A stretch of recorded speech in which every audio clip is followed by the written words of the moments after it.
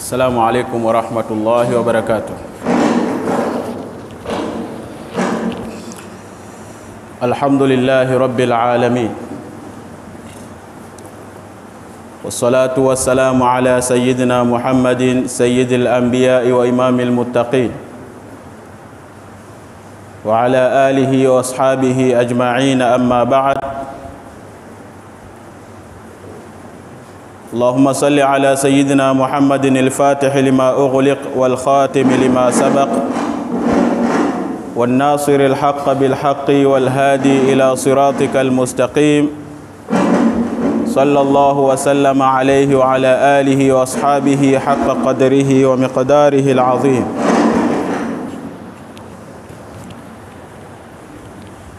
فيقول الحق سبحانه وتعالى بعد أعوذ بالله من الشيطان الرجيم: يا أيها الذين آمنوا كتب عليكم الصيام كما كتب على الذين من قبلكم لعلكم تتقون. وقال عليه الصلاة والسلام: من لم يدع قول الزور والعمل به فليس لله حاجة في أن يدع طعامه وشرابه.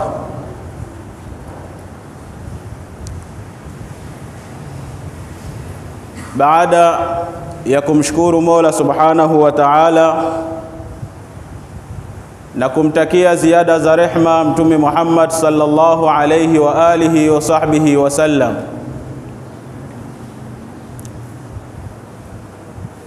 hatuna budi kumshukuru Mola Subhanahu wa Ta'ala kwa niam tofauti tofauti ambazo anazotuneemesha al-Haq Subhanahu wa Ta'ala, ikiwemo katika neema nyingi alizotuneemesha Mola Subhanahu wa Ta'ala ni kubahatika kuingiliwa na mwezi mtukufu kama huu, mwezi wa Ramadhan,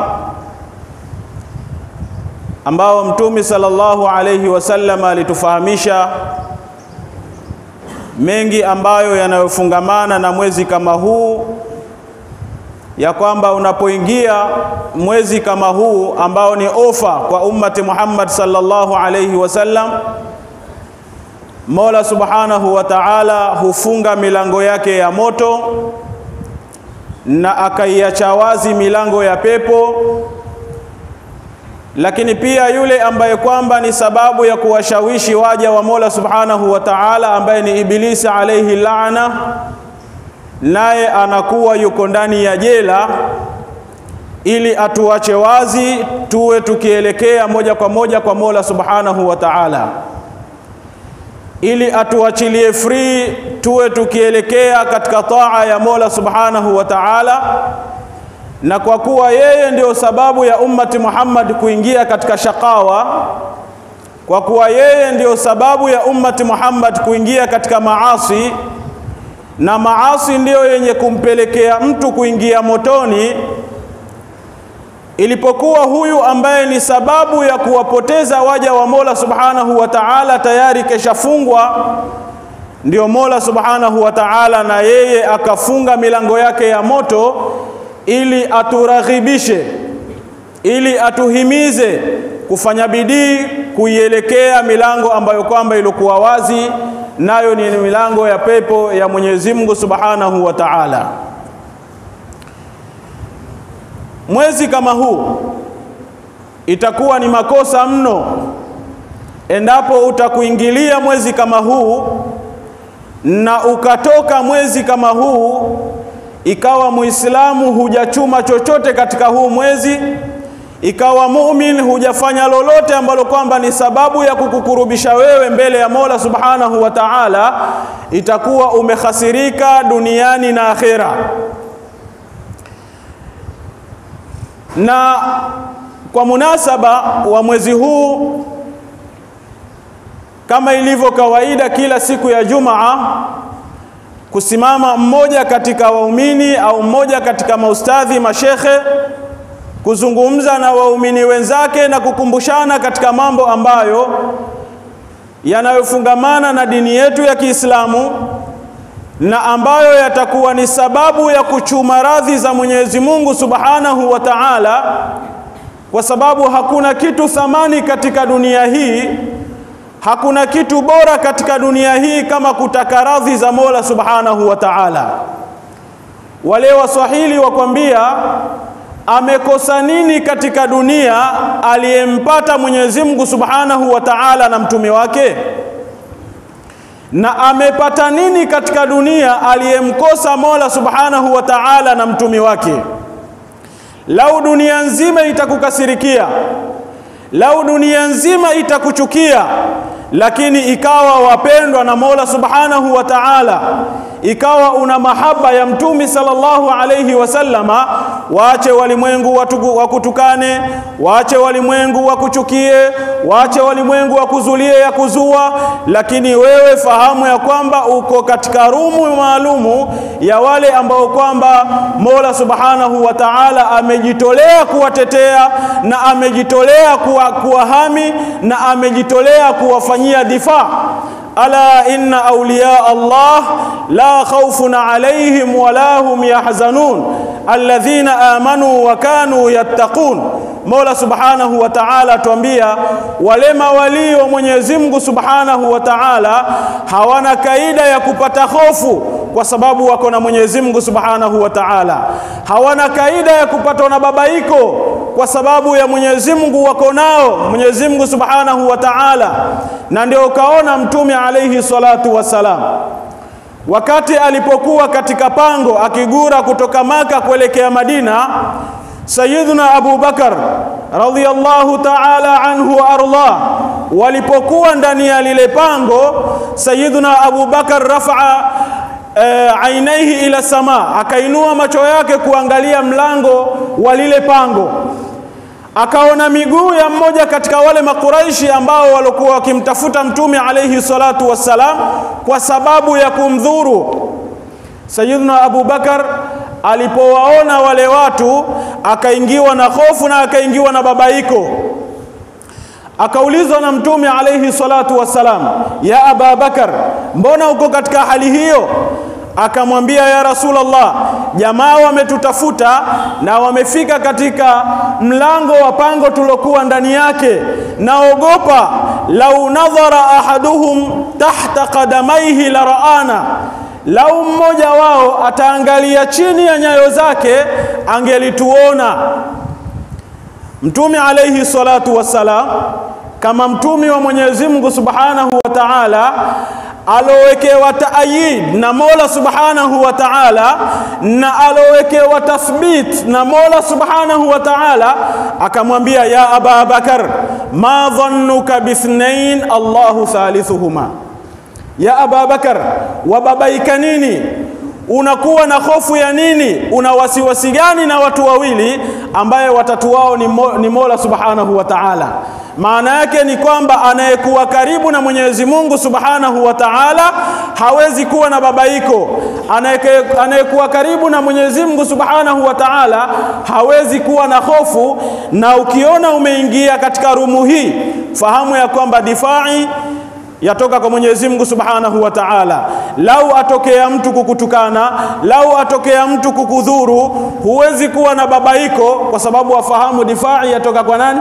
Kwa Mwenyezi Mungu Subhanahu wa Ta'ala, kama Mola Subhanahu wa Ta'ala alipotuambia katika hadithi yake al-Hadithul Qudsi, man adali waliyan faqad adhantuhu bil harb, yoyote mwenye kumfanyia uadui walii wangu, huyo nimemtangazia vita.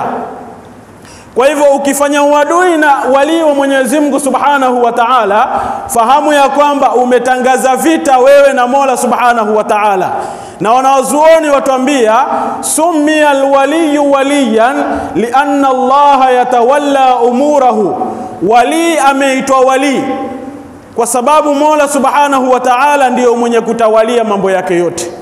akihitaji jambo lolote liko katika wilaya ya Mola Subhanahu wa Ta'ala, akihitaji chochote ambacho kwamba akihitajia ima cha duniani au cha akhera, na mawali aghlabu wanahitajia ya akhera kuliko ya duniani.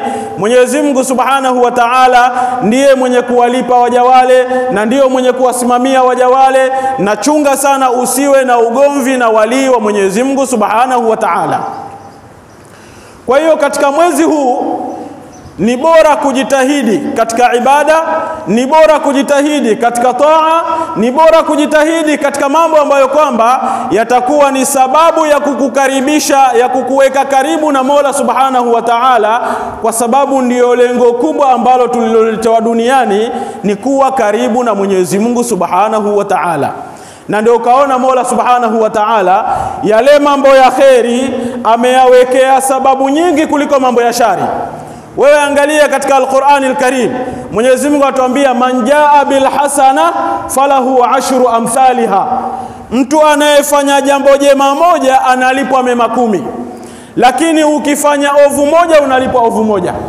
Ina maana ya kwamba sababu za kuelekea peponi Mola Subhanahu wa Ta'ala ameziweka nyingi kuliko sababu za kuelekea motoni, wal iyadhu billahi ta'ala min dhalik. Ndugu zangu katika Uislamu, katika imani, katika Jumaa hii ya kwanza katika mwezi wa Ramadhani, tutapenda kuzungumzia maudhui ambayo yatakayotufanya kuwa karibu na Mwenyezi Mungu Subhanahu wa Ta'ala. Nayo ni maudhui adabu asiyam, adabu za kufunga. Kufunga ni ibada, kama ilivyokuwa swala ni ibada, kama ilivyokuwa haji ni ibada, kama ilivyokuwa zaka ni ibada, na ibadati nyingine ambazo kwamba ziko katika Uislamu wetu. Lakini hapa tumemtaja mtu ambaye kwamba ni wali wa Mola Subhanahu wa Ta'ala, na ameitwa wali kwa sababu Mola Subhanahu wa Ta'ala hutawalia mambo yake yote. Lakini huyu wali mpaka akawa ni wali, akawa katika kundi ambalo kwamba Mola Subhanahu wa Ta'ala ameliweka katika rumu ya kwanza. Alifanyaje wali kama huyu? Alifanya jambo gani ambalo kwamba limefika sehemu kumkurubisha zaidi kwa Mwenyezi Mungu Subhanahu wa Ta'ala? Kwa sababu kama ni swala, aswali swala ambayo tunayoswali sisi. Kama ni adhuhuri ni ile ile ambayo kwamba unayoswali wewe ambaye si wali. Kama ni alasiri ni ile ile ambayo kwamba unaoswali wewe. Kama ni saumu afunga kama unavyofunga wewe. Tofauti ni kitu gani? Tofauti ni nini? Kwa nini tutofautianwe? Iwe kuna wali na iwe hakuna wali, wakati ibada ni zile ambazo kwamba tulizowekewa wote na Mola Subhanahu wa Ta'ala. Wanawazuoni watuambia sote tukiingia katika ibada twasema iyyaka na'budu wa iyyaka nasta'in. Mimi nasema neno hili na wewe walisema hili na wali alisema hili na mitume wote wamelisema neno hili, iyyaka na'bud wa iyyaka nasta'in. Lakini mbona tutofautiana? Kwa nini iwe kuna wali ambaye amejikurubisha, ambaye ana mapenzi 100% kwa Mwenyezi Mungu Subhanahu wa Ta'ala, na kwa nini mimi ambaye kwamba nasema iyyaka na'bud kama yule wali anavyosema iyyaka na'bud, kwa nini tutofautianwe? Wanawazuoni watuambia kutekeleza iyyaka na'bud ndipo kunapotokea tofauti ya waja. Unapoingia katika iyyaka na'bud, hapa ndio watu wanatofautianwa. Mwingine akiingia katika iyyaka na'bud aingia bikulliyatihi, hana fikra ya dunia, hana fikra ya biashara, hana fikra ya chochote ambacho kwamba si Mwenyezi Mungu Subhanahu wa Ta'ala. Huyu ambaye ataingia kwa hali hii. Na mwingine akiingia katika swala, biashara zake azipangia kwenye swala, bei za biashara azipangia ndani ya swala. Ule mzigo nimeununua milioni 2 na kila kitu katika ule mzigo nimenunua shilingi 2000, ili nipate faida niongeze kitu kadhaa, lakini yuko ndani ya swala. Na wallahi wa billahi wa tallah, lau kwa wekwa mtihani tukimaliza kuswali swala ya Ijumaa leo hii, Asimame mtu pale mlangoni, aulize maamuma mmoja mmoja, imamu alisoma sura gani katika rakaa ya kwanza na rakaa ya pili alisoma sura gani. Watakaofaulu ni adadul anamil, kwa sababu wengi katika swala tupo katika mawazo, tupo katika fikra, tupo katika biashara, na waliyadhu billah, pengine pia katika hiyo swala wapanga kumdhuru mtu ndani ya swala. Hebu naambie uwali utauchuma vipi? Uwali utaupataje ikiwa hali ni hii? Kwa hivyo sote twasema iyyaka na'budu wa iyyaka nasta'in, lakini mbona tutofautiana? Kuna wali na kuna ambaye si wali. Tutofautiana kwa namna ya kuingia katika ile iyyaka na'budu wa iyyaka nasta'in. Ikiwa utaingia bikulliyatik, fahamu ya kwamba utakuwa katika wale man adali waliyan faqad adhantuhu bil harb. Lakini ikiwa utaingia mambo yako wayapanga kwenye swala, Sheikh Walidul Hadi, Sheikh wa mkoa wa Dar es Salaam, asema safari moja msikitini kwake ameswali pembeni, kuna mzee mmoja ambaye alikuwa pembeni yake, lakini yule mzee aswali lakini aonekana hayuko sawa. Sheikh Walidi asema yule, mimi shamaliza kuswali, yeye akamilisha rakaa, sema namwangalia huyu mzee, lakini si kawaida yake, leo kuna nini? Leo kumezidi nini leo? Bas akamaliza yule mzee kuswali, katoa salamu ya kwanza, salamu ya pili. Sheikh Walidi asema nikamuuliza, baba kunani leo, mbona hali ziko hivyo? Mbona Walidi, niko sawa bwana. Akamwambia la mzee, nakuona huko sawa wewe. Umeelewa? Nakuona huko sawa. Asema umenionaje? Asema sijakuona katika hali yako ya kawaida leo. Kwanza Sheikh Walidi asema alipomaliza yule mzee, alipotoa salamu tu, assalamu alaikum wa rahmatullah, assalamu alaikum wa rahmatullah, alimaliza na sonyo, akasonya Sheikh Walidi azidi kuthibitisha kwamba mzee hayuko sawa. Yani wamaliza kuswali, badala ya kuleta astaghfirullah, wewe astaghfirullah yako ni sonyo, wamsonya nani? Akaulizwa, Sheikh kuna nani leo? Jawabu alilomjibu Sheikh Walidi asema, wanawake bwana, nyumbani huko. Sheikh kunani? Asema wanawake bwana. Ina maana ndani ya swala tayari alikuwa afikiria yale aliyopatana nayo kule nyumbani. Kwa hivyo ni yakini kwamba wengi wetu tunapoingia katika swala hatupo ndani ya swala, hatupo katika ibada, na ndio hapo kunatokea nini? Tofauti baina ya wali na asiyekuwa wali. Lakini ibada ni zile zile, kama ni swala ni ile ile, kama ni zaka ni ile ile, kama ni saumu ni ile ile, lakini tofauti yatoka wapi? Tofauti yatoka katika kutekeleza ile iyyaka na'budu wa iyyaka nasta'in. Ndugu zangu katika imani, katika vitu ambavyo vitakavyotupelekea kuzidi kuwa karibu na Mwenyezi Mungu Subhanahu wa Ta'ala ni kutekeleza zile adabul ibadat, adabu za ibada. Mola Subhanahu wa Ta'ala ametuwekea ibada, lakini ibada kama hizi ili ifike sehemu zikuinue daraja, ili ifike sehemu zikukaribishe karibu na Mola Subhanahu wa Ta'ala, kuna adabu ambazo kwamba zilizowekwa ni lazima uzitekeleze, ni lazima uzijue, ni lazima uzifanye ili kuweza kuwa karibu zaidi na Mwenyezi Mungu Subhanahu wa Ta'ala, na ili kuzidi kusafisha ibada yako izidi kuwa kukupeleka kwa Mola Subhanahu wa Ta'ala. Ukiangalia katika swala kuna adabu. Swala ina adabu, na wanazuoni watuambia al-adabu huwa dinu kulluhu. Dini yote ya Kiislamu imejengewa katika adabu. Hakuna kitu chochote katika dini ya Kiislamu ila ndani yake kina adabu. Utakifanya vipi kitu kile, utakuwa nacho vipi kitu kile, hata muamala wako baina yako wewe na wanadamu wenzako kwa hitajika adabu. Na ndio wakatuambia al-adabu huwa dinu kulluhu. Uislamu na dini yetu ya Kiislamu imejengewa katika mfumo wa adab na mfumo wa akhlaq. Angalia katika swala, kwa mfano swala ambayo ni ibada ya karirika kila siku, swala ndani yake kuna adab. Pale unapoambiwa shurutu swala, zile zote zaingia katika adabu swala. Ukiambiwa katika shurutu swala ni alwudhu, uende ukatawadhe. Hebu niambie, lau sikwenda kutawadha, utaendaje kuongea na Mola Subhanahu wa Ta'ala hali ya kuwa una matongotongo?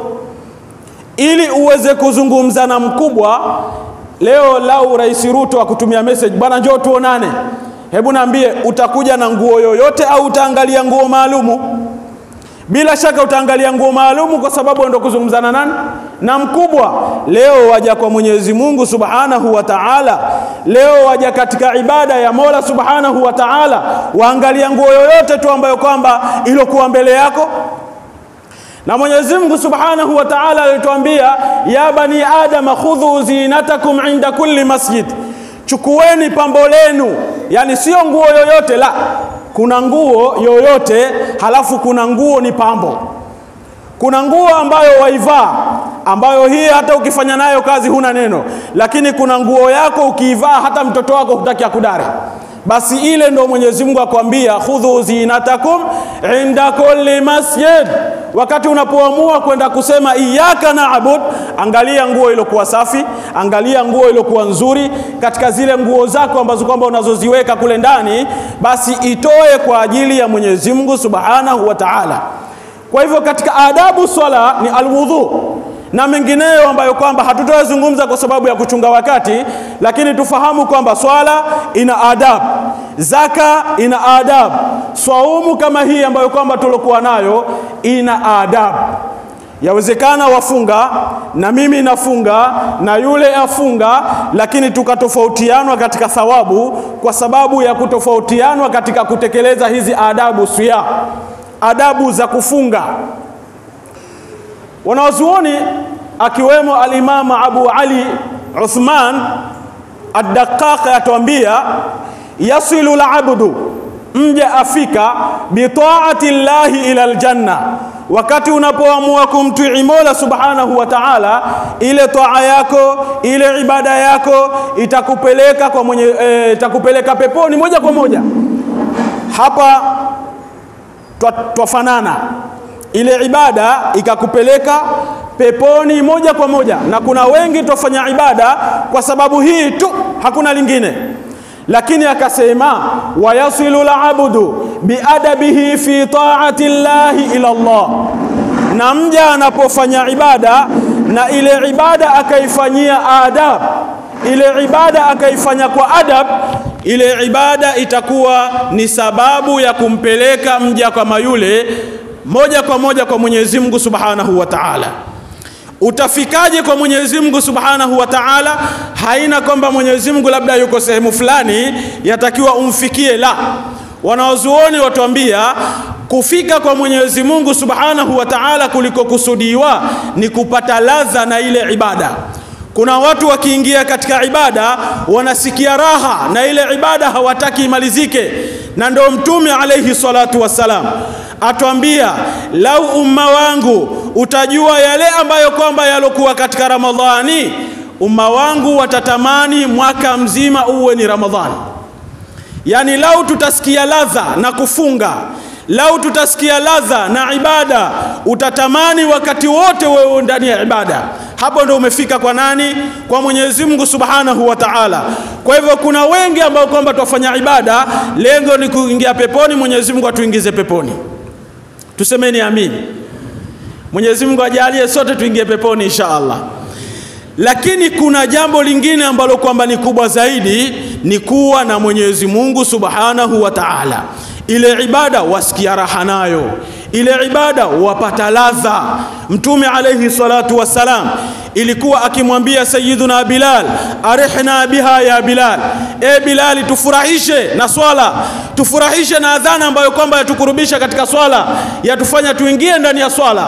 Watu walikuwa wakiingia katika swala wasahau mambo yao yote, wanakuwa na nani? Na Mwenyezi Mungu Subhanahu wa Ta'ala.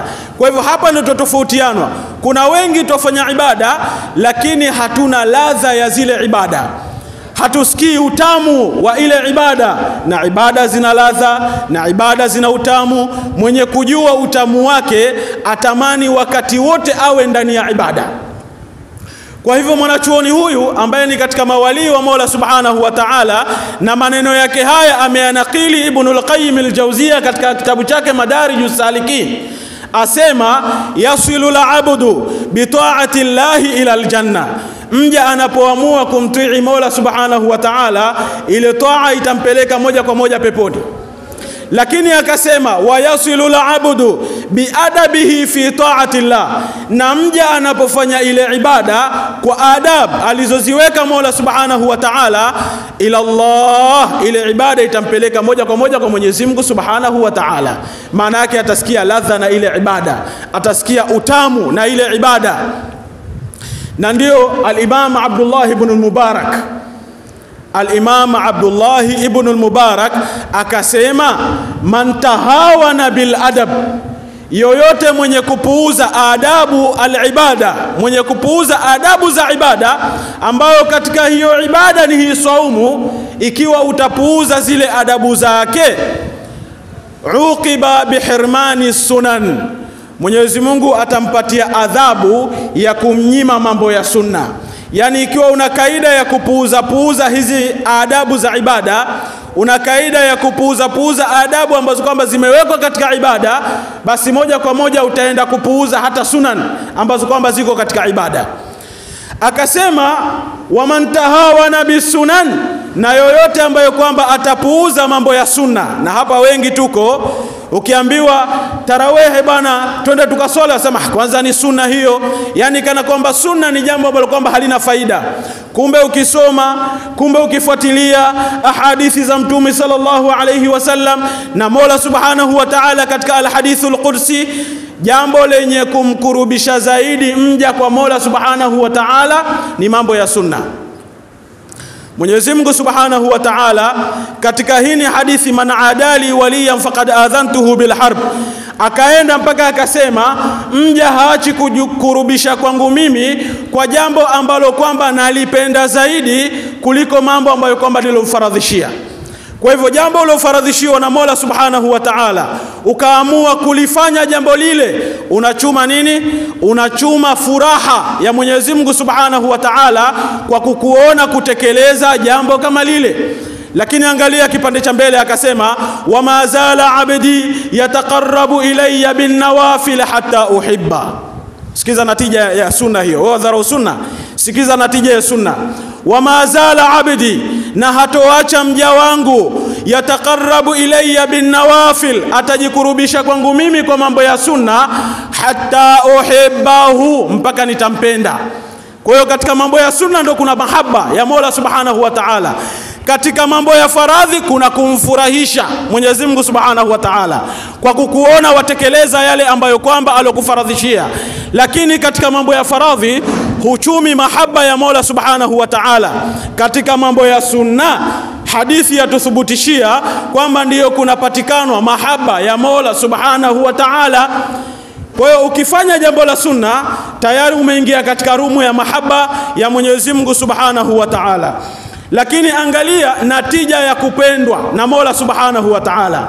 Asema fa idha ahbabtuhu, na wakati nikimpenda sasa huyu mja ambaye amefanya mambo ya sunna, kuntu sam'ahu alladhi yasma'u bihi, mimi ndo nitakuwa sikio lake ambalo analosikia nalo.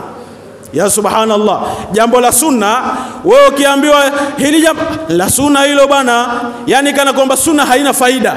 Kumbe sunna ndiyo yenye mahaba ya Mola Subhanahu wa Ta'ala. Siku zote huwa tupenda kupiga mfano. Una watoto wako wawili, huyu ukamwambia bwana naomba uniletee kanzu ya Idi, na huyu ukamwambia naomba uniletee kofia ya Idi. Kila mmoja umempa lake la kununua au chake cha kununua.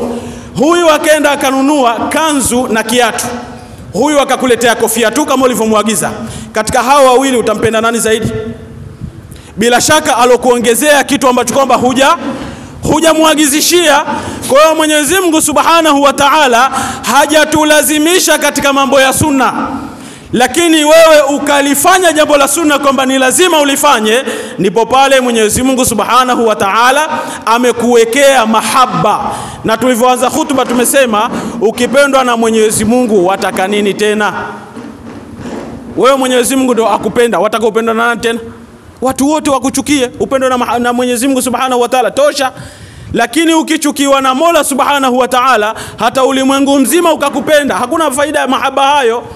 Kwa hivyo mambo ya sunna tusiyadharau, tuyafanye kwamba ni mambo ambayo kwamba yanayotukurubisha zaidi kwa Mola Subhanahu wa Ta'ala.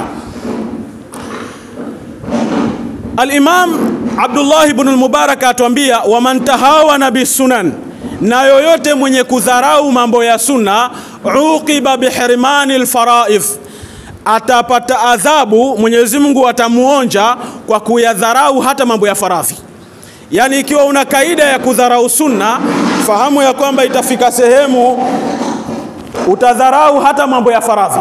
Na hii ni kaida. Sheikh Muhammad ibn Salih al-Uthaymini atuambia, yoyote ambaye kwamba atamdharau mdogo, ni yakini atakuja kumdharau mkubwa. Walomdharau Mtume sallallahu alayhi wasallam na walomkanusha Mtume alayhi salatu wassalam, walifika sehemu mpaka wakamdharau Mola Subhanahu wa Ta'ala. Kwa hivyo ikiwa mimi nimetumwa na mkubwa wangu, ukaja ukanidharau kwa kuwa mimi ni mdogo, moja kwa moja utafika sehemu kumdharau hata yule alonituma. Kwa hiyo ikiwa utadharau mambo ya sunna, yaqinan kwamba utafika sehemu utadharau hata mambo ya faradhi. Wa man tahawana bil faraidh uqiba bihirmani al ma'rifa, atuambia Ibn al-Mubarak, na yoyote ambaye atadharau mambo ya faradhi, atakuwa anayafanya kimchezo, atakuwa anafanya vile atakavyo yeye, uqiba bihirmani al-ma'rifa, ataonjwa kwa kutojua ladha ya kumjua Mola Subhanahu wa Ta'ala, ataonjwa kwa kukosa ladha katika ibada. Na ndio sisi wengi tuingia katika mfumo huu. Wewe ukiingia katika swala, tayari fikra yako wafikiria imamu atasoma sura gani. Sisi tunataka inna a'tainaka al-kauthar idha jaa nasrullahi wal fath qul huwallahu ahad. Hapo ndio utakuta watu wamejaa. Lakini akifungua suratu Tur, tayari imamu huyu thaqili, imamu huyu mzito, na kesho utakosa watu. Na ndio kaona tarawih zetu nyingi, walaili idha yaghsha. Lau waweka tarawih ya juzu, hiyo walaili idha yaghsha ni mstari 1.5. Hiyo walaili idha yaghsha mstari 1.5. Na wengine wanakuja wakishamaliza rakaa zake 8 akimaliza huyo, na wengine hata 8 aswali rakaa 12 ambao haiko katika sunna kama. Bora ukaswali hizo rakaa 8 kidogo. Kuna sunna ambazo kwamba zimesema hivyo na baadhi ya wanazuoni wamekubaliana nayo, lakini yeye anakuja ala qadri nashatihi, akiswali akiona hapa kidogo nimechoka, huyo amefika rakaa 10 aondoka zake. Suala, hizi rakaa 10 za tarawih umezipokea kwa nani? Lakini ni ile kwamba afika sehemu moyo umechoka, mwili umechoka kwa sababu ya walaili idha yaghsha. Leo uweke tarawih ya juzu, peke yako hapa msikitini, imamu na maamuma wake pengine wakusoma zile adhkari. Kwa hivyo adab ndio sehemu ambayo kwamba tunayotofautiana. Sote tufanya ibada, lakini mbona huyu anakuwa na cheo kikubwa, huyu anakuwa na cheo kidogo? Sababu nini? Sababu ni kutekeleza zile adab. Katika hii saumu kuna adab. Katika adabu za saumu yatakiwa ukiwa umefunga uchague maneno ya kuzungumza, sio kila neno walisema. Laisa kullu ma yu'lam yuqal, sio kila unalojua useme. Ndio Mtume sallallahu alayhi wasallam akatuambia, man lam yada' qawla zuri wala amala bihi falaysa lillahi haja fi an yada'a ta'amahu wa sharaba. Ikiwa umefunga na ikawa wazungumza lolote, kusengenya kwako wewe, kutukana kwako wewe, kuchonjeleza watu, kugombanisha watu kwako wewe, hivi na vile, yani kila neno baya kwako wewe, ndio store yake. Hebu niambie, nini hikma ya saumu? Hikma ya saumu, la'allakum tattaqun. Tattaqu madha? Waogopa nini wewe? Wakingwa na nini ikiwa yote wayafanya? Itakuwa hakuna faida ya saumu. Kwa hivyo katika adabu za saumu ni kujilinda wakati ambao kwamba umefunga, usizungumze lolote. Na Mtume alayhi salatu wassalam akatufundisha, lau umefunga akaja mtu ambaye kwamba ni mfedhuli akakutukana, akakushambulia, Mtume sallallahu alayhi wasallam atuambia, fa insabahu ahadun au shatamahu falyaqul inni saim. Jawabu lako liwe ni hili: Sio mtu akija, wewe wajua huna adabu wewe, wamwanzia wewe, babako, mamako, mjombako, shangazi yako, familia yako yote washenzi. Nini faida ya saumu? Na hatusemi kwamba saumu imebatilika, lakini lile lengo la saumu limebatilika. Ile hikma ya saumu kukulinda na machafu imebatilika. Kwa hivyo utapata thawabu za kule kufunga, au saumu yako itakuwa imepita yani imekubalika, haina mushkil, lakini thawabu zake zitakuwa ni tofauti na yule ambaye kwamba alojichunga na mambo hayo. Hii ni moja katika hikma ya saumu. Na ndio Mtume akatuambia alayhi salatu wassalam, man kana yu'minu billah wal yawmil akhir falyaqul khairan aw liyasmut. Yoyote mwenye kumwamini Mola Subhanahu wa Ta'ala na siku ya mwisho, na aseme mambo ya kheri au wanyamazi. Ikiwa hujapata la kheri la kuzungumza, nyamaza. Ikiwa hujapata la kheri la kuongea, nyamaza. Hiyo ni kheri yako, na ndio asili ya mwanadamu. Asili ya mwanadamu ni kunyamaza. Asili ya mwanadamu ni kunyamaza. Kwa hivyo katika hikma na adabu za siyam ni mtu kutosema lolote.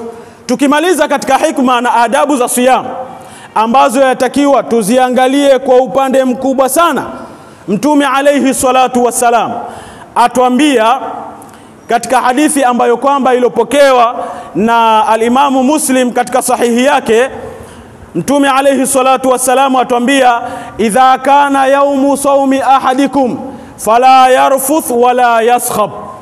Ikiwa mmoja wenu amefunga, asifanye mambo ya muqaddimatul jimaa.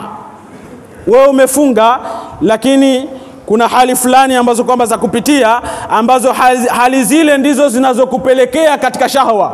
Hali zile ndizo zinazokupelekea kupata matamaniwa, ambao matamaniwa hayo yaweza kukupelekea kupata jambo kubwa zaidi la kulipa miezi miwili ya kufuatana. Mwezi mmoja hujasubiri, utasubiri mwezi miwili. Kwa hivyo fala yarfuth, asifanye rafath. Rafath wanaozuoni watuambia ni kila jambo ambalo kwamba linalokupelekea kupata shahwa. Mathalan, ukakaa kazi yako wewe ka barabarani pale wajifanya mfunga, lakini waangalia vibinti vinavyopita, na kila wakipita wale wenye sketi fupi fupi wale ndo raha zako. Kisha wajifanya wasoma Qur'ani. Soma Qur'ani barabarani? Yani wali sana wewe barabarani wasoma Qur'ani. Sheikh, mimi nimefunga bana, tena niko na Qur'ani bana, lakini pale barabarani anayepita pale, na pengine anaenda kusomea sokoni pia, kila anainama kule kuchukua tomato, chambilecho Sheikh letu anambia achagua tomato na huku nyuma nako auza tomato. Lakini unasaumu wewe. Unasaumu wewe. Fala yarfuth. Katika hiyo rafath, mazungumzo ya simu.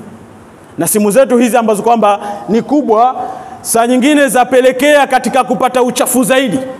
Mavideo call, sijui voice zile, sijui nini, huingia huku na huridhiki, hutibiki bila kuingia TikTok. Na hakuna mtandao mchafu kama TikTok. Sijui kama umetokea mwingine, kwa sababu mashallah kila zama zikienda twazidi kubuniwa mitandao ambayo kwamba ni ya kutuweka mbali na Mola Subhanahu wa Ta'ala. Ndugu zangu katika imani, adabu siyami ni nyingi sana. Adabu za kufunga ni nyingi mno, lakini tumetaja hizi mbili ziwe kama ni mfano, ziwe kama ni sehemu ya kuweza kujichunga na mengineo yote ambayo kwamba hayaendani na saumu. Na kama wanazuoni wanavyotuambia, ili ifike sehemu usikie ladha ya ibada, lazima utekeleze kama ibada inavyotakiwa kutekelezwa. Sio kila anayeabudu kwamba aabudu. Wengine hufanya mazoezi tu, wengine hucheza tu, kwa sababu wamekosa lile lengo la ile ibada na ile hikma ya ibada na adabu ya ibada. Tumezungumza haya ambayo kwamba tulojaliwa kuzungumza, na hasa tukiwa mbele ya Sheikh letu Fadhilatul Murabbi al-Ustaz Said Ali Hassan, twazungumza na huku matumbo hutetemeka, kwa sababu twajua kwamba haya tunayozungumza yote ni yake yeye, na tukizungumza mbele yake ndo huzidi kutetemeka zaidi. Afadhali akiwa hayuko mbele yetu. Lakini inshallah, bila shaka tulipopatia, kwanza dua zimwende yeye, kwa sababu yeye ndio sababu ya sisi kuweza kuzungumza mbele yenu. Na kama kuna sehemu ambazo kwamba zina makosa, basi hayo makosa tuletewe sisi tulokosea, asipelekewe yeye, kwa sababu mwanadamu au sisi wanadamu tuna kaida, mtoto akiwa mzuri ni wa wote, mtoto wetu yule bwana, lakini akiwa mbaya litoto la fulani hilo. Yani ule ubaya una takhsis, lakini uzuri una taamim. Mwenyezi Mungu atujalie min alladhina sami'una alqawla fayattabi'una ahsanahu. Wassalamu alaykum wa rahmatullahi wa barakatuh.